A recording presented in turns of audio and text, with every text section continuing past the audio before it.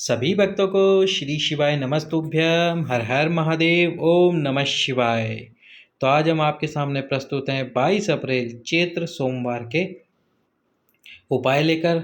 ये चैत्र के महीने में पड़ने वाला अंतिम सोमवार है, जो कि 22 अप्रैल के दिन पड़ रहा है। इसके बाद में वैशाख का महीना शुरू हो जाएगा, जो कि बहुत ही पवित्र महीना है भगवान शंकर की पूजा आराधना के लिए। इस वैशाख महीने का ये एक नियम यदि आप अपने जीवन में अपना लोगे तो आपका जीवन परिवर्तित हो जाएगा। वो कौन सा नियम है, उसका वीडियो हम आपके सम्मुख में कल लेकर आते हैं। तो सबसे पहले आपको 22 अप्रैल 2024 सोमवार के उपायों का वर्णन करते हैं। सोमवार का सबसे पहला उपाय कौन सा है? रोग मुक्ति के लिए। शरीर में कैसा भी रोग क्यों ना हो, उस रोग को समाप्त करने के लिए आपको केवल 7 दुर्वा लेनी है।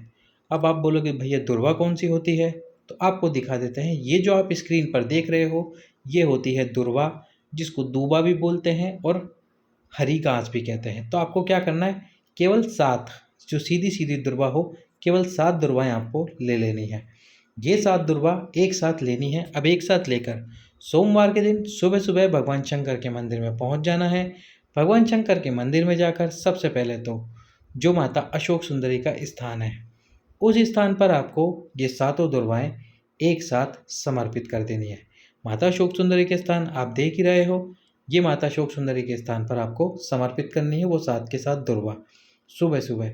और समर्पित करने के बाद में 5 से 10 मिनट ये दुर्वा यहीं रहनी चाहिए, यहाँ से कहीं जाए नहीं। और आप भी शिव मंदिर में बैठकर बाबा से अपने रोग के लिए, अपने दुख के लिए बोलते रहो। जो शरीर में दुख है, शरीर में तकलीफ और कष्ट है, फिर उठा के ले आओ उन सातों दुर्वा को। अब मंगलवार के दिन से आपको ये कार्य प्रारंभ करना है। क्या करना है आपको? मंगलवार के दिन से एक दुर्वा लेनी है। वो सातों दुर्वाओं को आपको गीले कपड़े में लपेट कर रख देना है, ताकि वो दुर्वा सूखे नहीं। फ्रिज के अंदर रखना है, ताकि वो दुर्वा सूखेगी नहीं। फिर आपको मंगलवार के दिन सुबह उठना है, ना कुछ खाना है और ना ही पानी पीना है। वो 7 दुर्वा में से एक दुर्वा निकालनी है। भगवान कुंदकेश्वर महादेव का स्मरण करना है। बाबा कुंदकेश्वर महादेव का स्मरण करते हुए आपके रोग का, आपकी बीमारी का वर्णन करना है कि हे कुंदकेश्वर महादेव, मेरे इस रोग को, मेरी इस बीमारी को समाप्त करो। और फिर उस दुर्वा को चबा चबा कर आपको खा लेना है। उसके बाद में बुधवार के दिन फिर से आपको एक दुर्वा लेनी है उसी कपड़े में से, बिना खाए बिना पानी पिए। फिर उस दुर्वा को लेना है और यही कुंदकेश्वर महादेव के नाम से अपनी बीमारी रोग का स्मरण करते हुए खाना है। इस प्रकार 7 दिन लगातार वो 7 दुर्वा का आपको सेवन करना है। आपका रोग, आपकी तकलीफ जो शरीर में है, जो कष्ट है शरीर में, वह धीरे धीरे समाप्त होना शुरू हो जाएगा। अब हम दूसरा उपाय बताते हैं आपको इसी सोमवार का, जो कि है तुम्रुकेश्वर महादेव वाला उपाय। तुम्रुकेश्वर महादेव वाला उपाय, ये उपाय हमने आपको करके भी दिखाया है। ये उपाय आपको हमारे चैनल पर मिल जाएगा कि ये उपाय करना कैसे है। पर एक बार आपको फिर से ये उपाय हम बता देते हैं, जो कि है संतान की प्राप्ति, वंश की वृद्धि के लिए 7 सोमवार का ये उपाय है।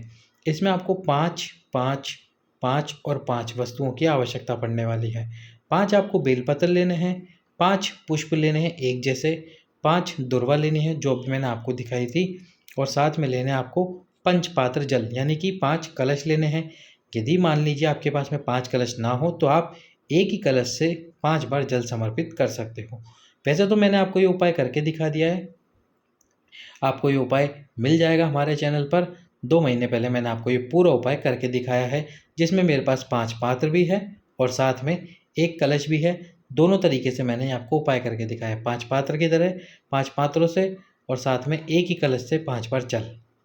वैसे मैं ये वीडियो डिस्क्रिप्शन बॉक्स में डाल दूंगा, यानी कि उसका लिंक डिस्क्रिप्शन बॉक्स में आपके लिए डाल दूंगा, ताकि आप डिस्क्रिप्शन बॉक्स से उस वीडियो को देख सकें। तो आपको सोमवार के दिन, इस दिन आपको व्रत नहीं करना है। इस दिन और कोई पूजा वूजा आप करना चाहते हो तो पहले कर सकते हो, फिर आपको ये उपाय करना है। एक थाली में ये 5 वस्तुएं आपको रख लेनी है। अब उसके बाद में आपको सबसे पहले तुम्रुकेश्वर महादेव के नाम से बेलपत्र समर्पित करना है। और बेलपत्र समर्पित करने के बाद में रुक जाना है। 1 बार, 3 बार, 5 बार, 7 बार या 9 बार, जितनी बार आपको मंत्र बोलना है। कौन सा? या तो श्री शिवाय या महामृत्युंजय मंत्र, या यदि माताएं बहनें कर रही है तो ओम नमः शिवाय, जो कि उल्टा बोला जाता है, नमः शिवाय ओम, या फिर पंचाक्षर मंत्र नमः शिवाय। ये कोई सा भी एक मंत्र आपको बोलना है 3 बार, 5 बार, 7 बार, जितनी बार आपका मन हो उतनी बार। फिर आपको समर्पित करना है तुम्रुकेश्वर महादेव के नाम से।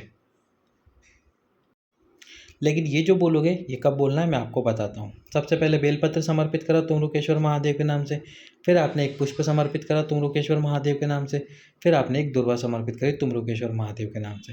अब आपको एक कलश जल समर्पित कर देना है। ये जल समर्पित करने के बाद में जब जल समर्पित कर दो तुम्रुकेश्वर महादेव के नाम से पूरा, फिर आपको ये जो मैंने बताया है मंत्र, जितनी बार आप बोलना चाहते हो, जो मंत्र आप बोलना चाहते हो, 3 बार, 5 बार, 7 बार। फिर मंत्र बोलने के बाद में दूसरा बेलपत्र, दूसरी दुर्वा, दूसरा पुष्प लेना, तुम्रुकेश्वर महादेव के नाम से समर्पित करना, दूसरे कलश का जल या फिर उसी कलश से जल फिर से समर्पित करना। जब आपका ये दूसरी बार की पूजा हो जाए, यानी कि दूसरा बेलपत्र, दूसरा पुष्प और दूसरी दुर्वा समर्पित कर दो, दूसरे कलश से जल समर्पित कर दो। फिर से आपको जब ये जल समर्पित करो तो आपको पंचाक्षर मंत्र, षडाक्षर मंत्र जो आपने बोला था, यानी कि पहली बार में बोला था वही मंत्र बोलना है जितनी बार बोला था। यदि 5 बार बोला है तो 5 बार बोलना है। फिर तीसरा बेलपत्र, तीसरा पुष्प, तीसरी दुर्वा समर्पित करके, तीसरे कलश से जल समर्पित करके या उसी कलश से तीसरी बार जल समर्पित करो। फिर से मंत्र और जितनी बार बोला, 5 बार बोला तो 5 बार बोलो। ऐसे करते करते आपको 5 बेलपत्र, 5 पुष्प और 5 दुर्वा समर्पित करनी है और 5 कलश से जल समर्पित करना है। 5 कलश ना हो तो एक ही कलश से 5 बार कर दीजिए। लगातार 7 सोमवार आपको ये उपाय करना है। एक बात और, यदि बीच में आपको कहीं जाना पड़ जाए तो जितने सोमवार आप पीछे करके आए हो, जिस भी सोमवार को आप पूजा करने जाओगे उसी सोमवार को गिनोगे। जैसे पशुपति व्रत में होता है, बीच में यदि रजस वाला धर्म आ जाता है और आप मंदिर नहीं जा सकते, तो यदि आपने पीछे 3 सोमवार करे हैं तो फिर आप आगे 5 सोमवार जो आगे करोगे, यानी कि जो रजस वाला धर्म के बाद वाले सोमवार को जाओगे तो वो 3 के बाद में चौथा सोमवार कहलाएगा। इस प्रकार से 7 सोमवार लगातार कीजिए। बाबा आपकी गोद, आपकी झोली अवश्य ही भरेगा। अगला जो उपाय है वह है सोमवार के दिन का उपाय। सोमवार के दिन यदि आपकी कोई कामना है, विशेष कामना है, तो एक कलश जल लीजिए। अब इस कलश में आपको डालना है लाल चंदन। लाल चंदन डालने के बाद में इस लाल चंदन के कलश का जल, थोड़ा सा जल सबसे पहले तो बेलपत्री के वृक्ष के नीचे, और जो बचा हुआ जल है वो भगवान शंकर के शिवलिंग के ऊपर समर्पित करना है आपकी कामना बोलते हुए। जब जल समर्पित कर दो उसके थोड़ी देर बाद में एक कलश स्वच्छ जल, साफ जल समर्पित करना है शिव जी के ऊपर। इस प्रकार से आपको ये उपाय करना है प्रत्येक सोमवार को। कब करना है? प्रत्येक सोमवार को ये उपाय करना है। जिस कामना से, जिस मनोकामना से यदि आप ये उपाय करोगे, 5 सोमवार में ही भोले बाबा आपकी वो कामना अवश्य ही पूर्ण कर देंगे। अब ये जो अंतिम उपाय है यह है 7 बेलपत्र वाला उपाय। 7 बेलपत्र धन प्राप्ति के लिए कीजिए सोमवार के दिन ये उपाय। 7 बेलपत्र आपको किस प्रकार से समर्पित करने हैं? तो सबसे पहले आपको क्या करना है, 7 बेलपत्र लेने अपने हाथ में। सोमवार के दिन प्रदोष काल में उपाय करो तो ज़्यादा अच्छा रहेगा आपके लिए। सबसे पहला बेलपत्र आपके घर में जो पितरों का स्थान है, जो मटका है, जो पलिंडा है, जो हांडा है, उस स्थान पर आपको बेलपत्र समर्पित करना है। अब आप बोलोगे भैया पितरों का स्थान कौन सा है जहाँ पर आप जल भरकर रखते हैं? जैसे आपका ये मटका है तो इस मटके के पास में ये जो मटका जिस स्थान पर रखा होगा तो यहाँ पर आपके पितरों का स्थान कहलाता है। यदि आपने मटका भर के नहीं रख रखा, घर में आरओ लगवा रखा है दीवार पर, तो ये जो आपने आरओ लगवा रखा होगा, इस आरओ में से जल गिरता है तो इसी आरओ के पास में आपके पितरों का स्थान होगा। तो अब आपको क्या करना है, यदि आरओ है तो भी, मटका है तो भी, पहला बेलपत्र आपके पितरों के स्थान पर समर्पित करना है और उसके बाद में अगर मटका है तो मटके में से एक कलश जल भरना, यदि आरओ है तो आरओ में से एक कलश जल भरना। अब इसके बाद में आपको जाना है बेलपत्री के वृक्ष के नीचे दूसरा बेलपत्र समर्पित करने के लिए। तो दूसरा जो बेलपत्र आप समर्पित करोगे वो बेलपत्री के वृक्ष के नीचे करोगे और जब इस बेलपत्र को समर्पित करोगे तो इसके ऊपर जो आपके हाथ में कलश है जिसमें आपने जल भरा था उससे थोड़ा सा जल बेलपत्र के ऊपर डाल देना है। अब आपको तीसरा बेलपत्र समर्पित करना है और ये जो तीसरा बेलपत्र आप समर्पित करोगे, ये समर्पित करोगे भगवान नंदी जी का जो एक पैर ऊपर उठा है उसके पास में, ये देख सकते हो आप। तो यहाँ पर आपको ये तीसरा बेलपत्र आपको समर्पित करना है। इस जगह पर तीसरा बेलपत्र इस प्रकार से समर्पित करो।